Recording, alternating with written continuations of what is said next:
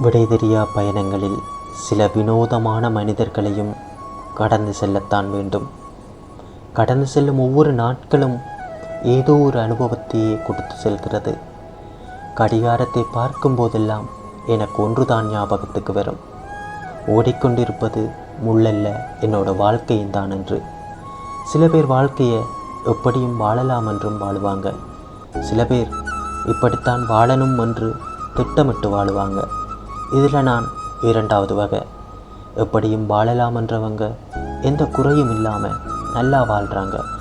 இப்படித்தான் வாழணும் என்ற நமக்குத்தான் எந்த நல்லதுமே நடக்குதில்லை என்று பல தடவை நானும் யோசிச்சிருக்கேன். எத்தனையோ இரவுகளில் புரண்டு புரண்டு படுத்தாலும் தூக்கமே வராது.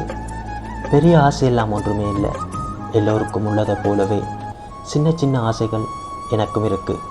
இதில் என்ன கொடுமை என்றால், நிறைய பேருக்கு ஆசைகளை அடைய முன்னரே வாழ்க்கை முடிந்து போகிறது.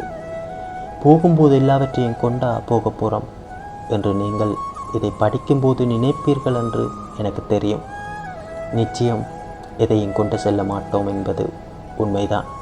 ஆனால் விட்டு செல்லலாம் நாம் சேர்த்து வைத்த எல்லாவற்றையும். அடுத்த தலைமுறையாவது சந்தோஷமாக வாழட்டும்.